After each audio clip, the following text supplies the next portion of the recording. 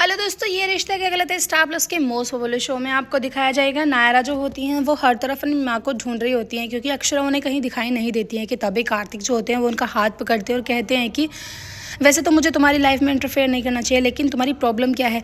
पहले तो घर से गुस्सा होकर तुम अनाथ आश्रम में रहने के लिए चली गई, फिर उसके बाद जब तुम्हारी माँ तुम्हें जैसे तैसे ढूंढ के लेके आई तो तुम अब उन्हें इग्नोर कर रही हो। तुम्हें पता है ना, जो चीज़ हमारे पास नहीं होती है हमें तब तक उसकी कदर नहीं होती है, मतलब जब तक होती है।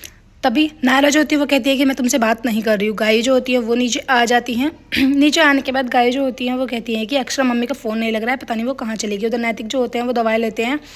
जो उनकी माँ होती है वो उन्हें काढ़ा बना के पिलाती हैं, कहती हैं कि लो बेटा काढ़ा पी लो। जब तक तुम अपनी सेहत का ध्यान नहीं रखोगे, जब तक तुम अच्छे से ठीक से रिकवर नहीं कर पाओगे। तो नायरा के पास सभी जो होते हैं पहुंच जाते हैं कि तभी डुगू वहाँ आते हैं, कहते हैं कि नानी का फ़ोन आया था। नानी ने बोला है कि अनन्या दीदी जो है वो आ रही हैं और हमें सभी को मिलने के लिए जाना है। लेकिन नैतिक मना कर देते हैं, कहते हैं कि नहीं, हम मिलने के लिए नहीं जाएंगे क्योंकि नायरा की तबीयत जो है वो बहुत ज़्यादा ख़राब है। तभी नायरा कहती है कि नहीं पापा, अब तो मैं ठीक हूँ, मुझे फीवर भी नहीं आया है, इसलिए हम सब जो चलते हैं। वो कहते हैं कि मैं दादी बड़ी दादी नानी जो होती हैं वो खाना तैयार कर रही होती है। वर्षा से कहती है कि पता नहीं नायरा को तीखा खाना पसंद होगा या नहीं। वो कहती है कि आप जो है खाना ठीक से बना लो, जो ऊपर नीचे मसाला होगा उसको हम बाद में डाल देंगे। अनन्या जो होती है बहुत ज़्यादा खुश होती है। वो नायरा को देखकर एकदम से एक्साइटमेंट, उनका जो लेवल होता है वो बिल्कुल हाई हो जाता है। कहती है कि वाह, मेरी बहन मुझे इतने दिन बाद देखने के लिए मिलेगी, मैं तो बहुत ज़्यादा खुश हूँ। अनन्या जो होती हैं वो सभी से मिलती हैं, फिर उसके बाद वो सभी को गिफ्ट्स देती हैं। गिफ्ट्स देते देते नायरा जो होती है वो कहती हैं कि इतने सारे गिफ्ट्स की क्या ज़रूरत है। वो कहती है कि अच्छा, मैं तुम्हारी बड़ी बहन हूँ, क्यों ज़रूरत नहीं थी भला, इतने दिन बाद तुम मुझे मिली हो, गिफ्ट तो बनते ही हैं। उधर गायु जो होती है वो वहीं पर खड़े रहती हैं। अनन्या उन्हें इग्नोर करती है, फिर उसके बाद कहती है कि सॉरी गायु, मुझे माफ़ करना, मैं तुम्हें देखना ही भूल गई थी। उधर आप देखेंगे सभी लोग जो होते हैं वो खूब धूमधाम से तैयारी में लग रहे होते हैं। अनन्या को बस एक ही डर खा रहा होता है बार बार। वो यही सोच रही होती है कि आखिर माँ जो है, माँ कहाँ चली गई। उनकी माँ उन्हें कहीं भी दिखाई नहीं देती है। इस बात को लेकर वो बहुत ज़्यादा परेशान होती है, लेकिन किसी से पूछती नहीं है। अगर वो पूछेंगी तो उनकी जो ईगो है वो एकदम से डाउन हो जाएगी। नानी जो होती है वो कहती है कि जमाईसा, जब से तुम गए हो, जब से मैंने आज तक कचौरियाँ नहीं बनाई हैं।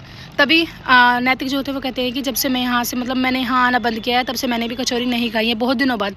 तभी उनकी माँ जो होती है वो इमोशनल हो जाती है, कहती है कि बेटा तुम तो हमें जैसे बिल्कुल ही भूल गए थे, तुम्हें तो ये याद नहीं रहा कि तुम्हारी माँ भी है। उसके बाद कुहू जो होती है वो कहती है कि दादी आप तो 24 घंटे इमोशनली बातें करती रहती हो, इतने दिनों बाद खुशियाँ आई हैं, इन्हें सेलिब्रेशन करो, इनका ऐसे गुस्सा होने की क्या ज़रूरत है। तभी नायरा जो होती है वो साइकिलिंग चला रही होती है कि तभी हैप्पी के जो मम्मी पापा होते हैं वो रास्ते से टकरा जाते हैं।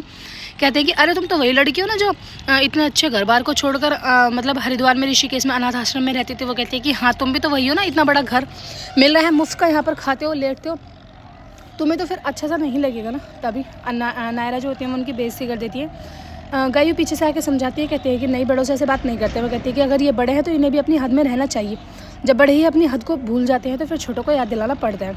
सभी जो होते हैं घर वाले ऐसे ही देख रहे होते हैं। खाने की तैयारियाँ हो जाती हैं, सभी जो होते हैं वो खाना खाने के लिए बैठ जाते हैं। लेकिन नायरा के दिमाग में सिर्फ और सिर्फ अक्षरा का ही ख्याल आ रहा होता है। कहती है कि किसी को बिना बताए भला कैसे जा सकती है वो, इतना दुख उनको हो रहा होता है कि कहीं उनकी वजह से ही वो घर छोड़कर तो नहीं गई। फिर उसके बाद सभी जो होते हैं वो खाने के लिए बैठ जाते हैं।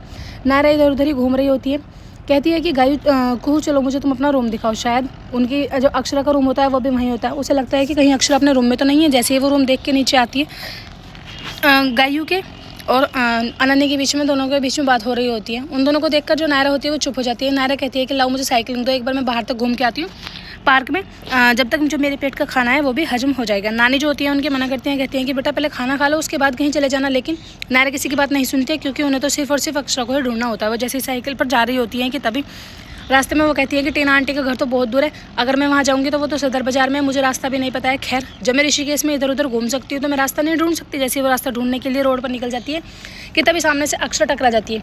नायरा भूल जाती है कि वो उनसे गुस्सा है। वो डायरेक्ट जाकर यही बोल देती है कि तुम कहाँ थी सुबह से, तुम दिखी भी नहीं हो, तुम्हें अपनी फिक्र है कि नहीं है। इतना कहने के बाद अक्षरा जो होती है वो अंदर से एकदम इमोशनल हो जाती हैं। कहती हैं कि वाह, मेरी बेटी को मेरी फिक्र है। कि तभी वहाँ पर नक्श होते हैं वो आ जाते हैं, दोनों एक दूसरे को हक करते हैं। एपिसोड के एंडिंग ऐसी होगी फ्रेंड्स। आने वाला एपिसोड बहुत इंटरेस्टिंग है, प्लीज